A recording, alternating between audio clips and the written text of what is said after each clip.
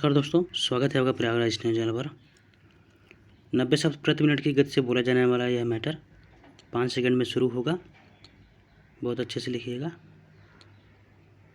Ready, start. प्रतिभा पलायन गरीब देशों के विकास में एक गंभीर बाधा है। प्रतिभा पलायन के पीछे मुख्य कारण करियर के अवसरों की कमी, निवेश और अपने देश में कम वेतन है।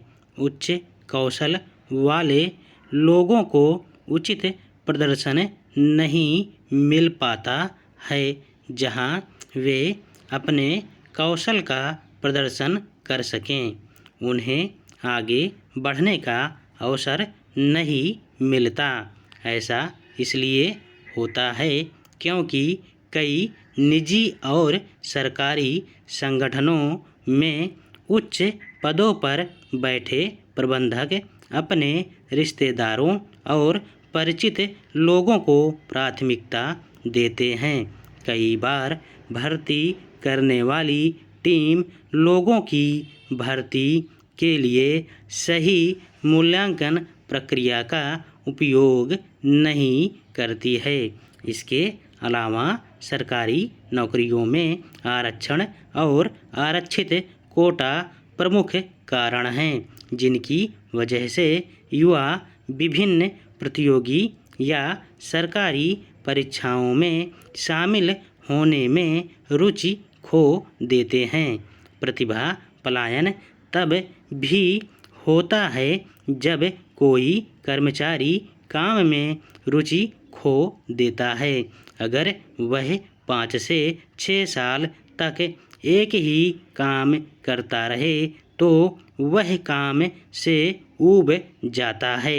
वह कुछ नया रोल और जिम्मेदारी चाहता है जो उसे उत्साहित करे और काम करने के लिए चुनौती दे।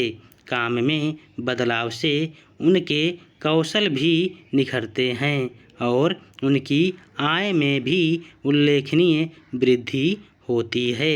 कार्य संस्कृति और वातावरण भी प्रतिभा पलायन में एक प्रमुख भूमिका निभाते हैं।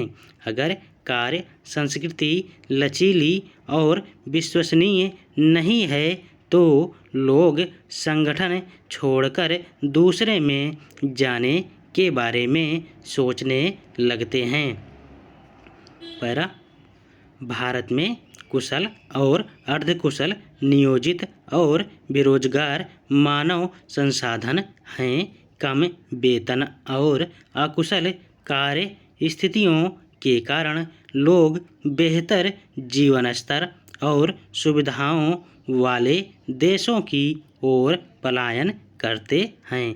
विकसित, विकासशील और अविकसित देशों में वेतन के मामले में बहुत अंतर है।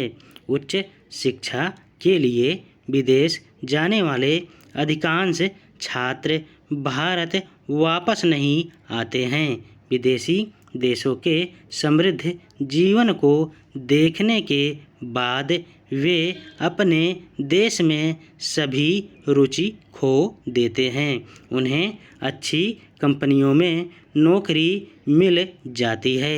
उभरती अर्थव्यवस्थाओं में प्रतिभा दुर्लभ, महंगी और बनाए रखना कठिन है, लेकिन शक्ति संतुलन और दुनिया के विकास के लिए प्रतिभा पलायन की घटना को रोकना बहुत महत्वपूर्ण है।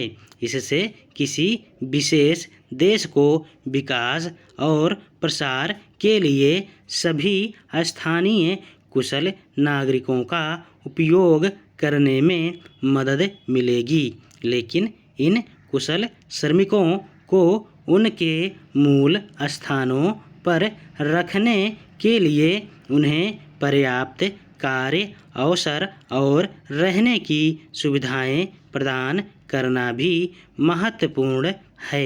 इस उद्देश्य के लिए विकसित देशों को विकासशील देशों को आवश्यक धन और संसाधनों के साथ मदद करनी चाहिए ताकि इस ग्रह पर प्रत्येक मनुष्य का जीवन स्तर अच्छा हो सके और प्रत्येक राष्ट्र खुद को एक विकसित राष्ट्र के रूप में पेश कर सके। स्टॉप। धन्यवाद।